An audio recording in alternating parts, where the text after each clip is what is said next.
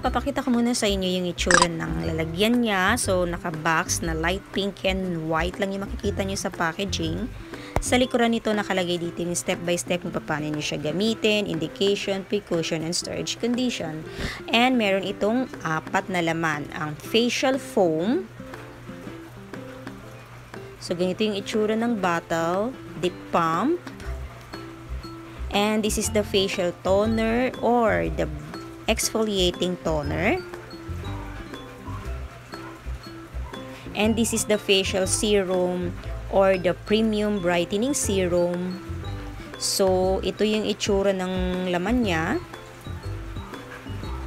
And the last one is the sunscreen or the brightening sunscreen.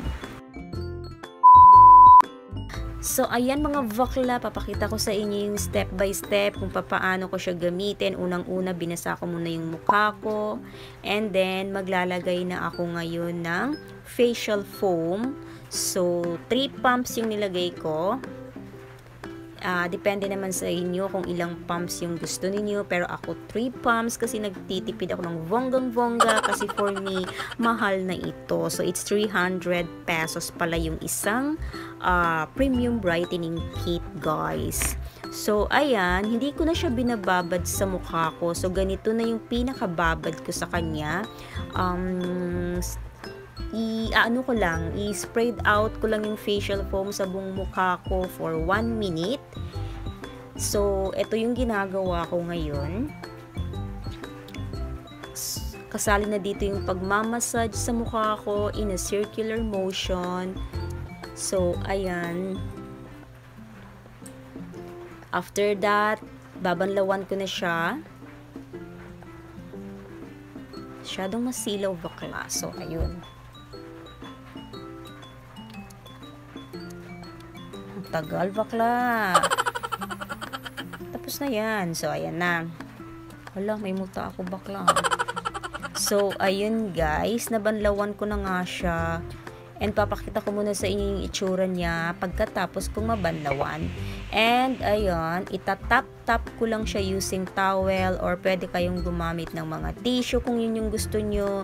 Dahil wala akong tissue, towel na lang yung gagamitin ko. And, ganito yung itsura ng mukha ko. After ko gumamit ng facial foam pala. So, ayan. Ibibigay niyo agad-agad sa yung glass skin na hinahanap niyo. And, yung skin niyo parang napaka-healthy, napakalinis. So, ayan. Sobrang ganda niya, bakla. At gandang-ganda ako sa sarili ko dyan. So, ayan. Next naman na ilalagay natin dahil tuyo na siya ay maglalagay na tayo ng toner. So guys, kapag feeling ko sobrang nakaskas na yung mukha ko or parang naano na talaga nung cotton, hindi na ako gumagamit ng cotton kasi ginagaya ko yung mga artista na ganito ang ginagawa. Hindi na sila gumagamit ng toner. So, tinatap-tap-tap na lang nila sa face nila yung toner. Kasi, sabi nila, let the product work itself.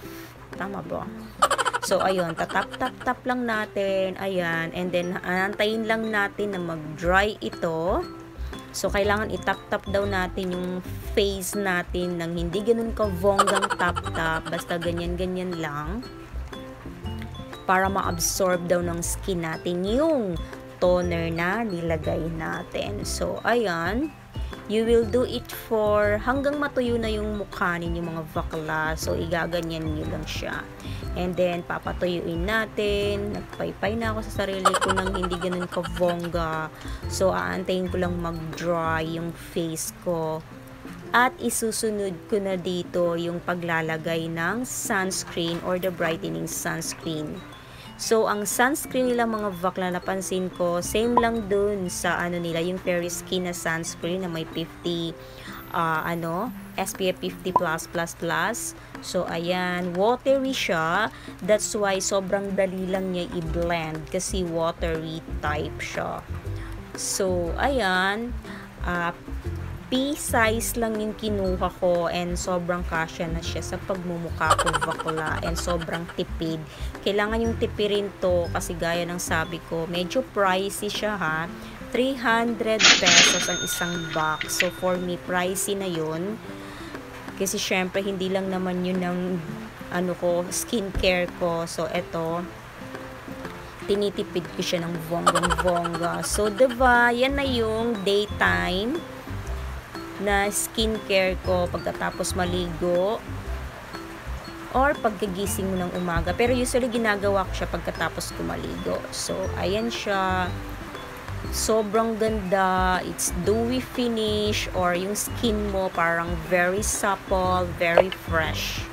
And this time, papakita ko sa inyo kung paano ko gamitin every night.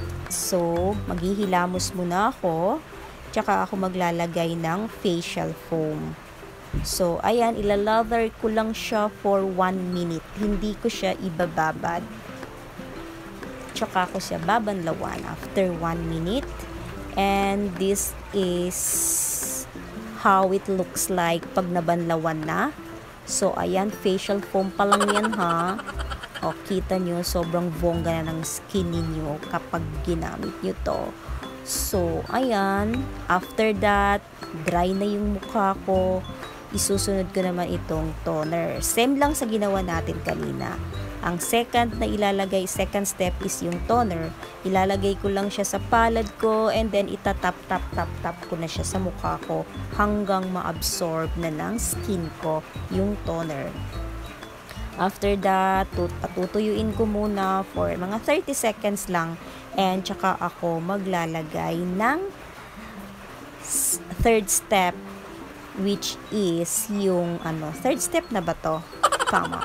Third step, yung facial serum or yung brightening serum.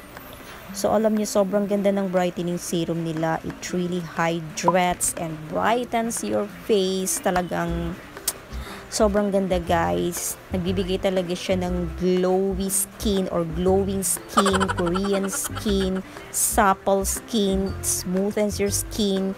Basta lahat na ng kagandahan ng skin nandito na. So, ayan mga bakla, tapos na tayo. Thank you for watching.